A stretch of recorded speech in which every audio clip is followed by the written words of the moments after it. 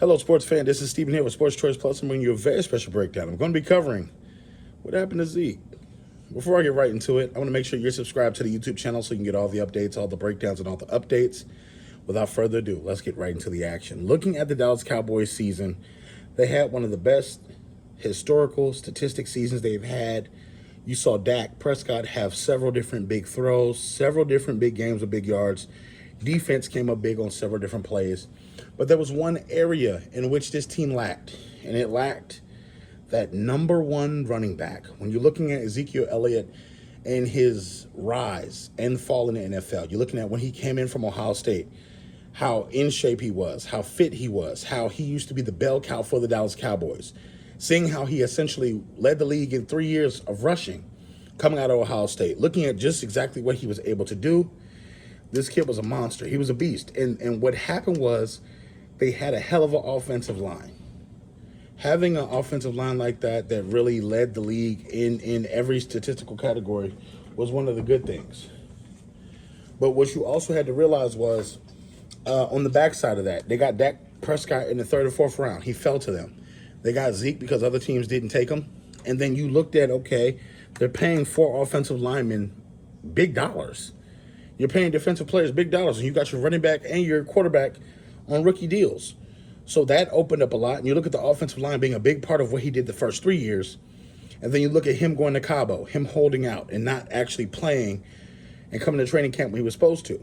So you're also looking at, after he got paid, his decline has been year after year after year of less and less production. Looking at the Dallas Cowboys, their rushing has gone down the last 2 years. Look at the rushing stats if you don't believe me. Look at the stats.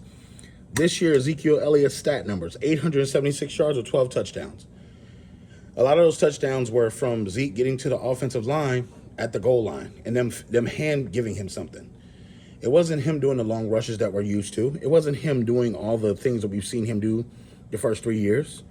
It was the quarterback handing it to the running back on the 1 yard line and him hopping in. So what I'm asking myself is, okay, why would the Dallas Cowboys keep Ezekiel Elliott as the highest paid running back when he's not producing as one, when he's not filling in his job as one, when he's not doing his part as one? Now, and history tells us Jerry Jones likes to get rid of guys. They got rid of Dez Bryant. They got rid of DeMarcus Ware. They got rid of T.O. They got rid of a lot of guys. But the question is, how much of a pay cut is Zeke willing to take to be a backup? Because at this point, the Dallas Cowboys need a starting running back. When you're looking at the injuries that they've had in the last couple of years to Pollard and Michael Gallup and so many different positions that they've held on to guys too long or let them get hurt and still paid them, are you still keeping Zeke at that high cap number? How much will Zeke feel comfortable wearing that big, bulky knee brace and still being asked to carry the ball 30 times a game? If I'm the Dallas Cowboys, I cut bait with Ezekiel Elliott now. Save the cap money I can save and move forward with a new fresh running back. Running backs grow on trees, believe it or not, in the NFL. A lot of times you're worried about the relationship he has with Dak or the relationship he has with other teammates and how that's going to essentially affect this team.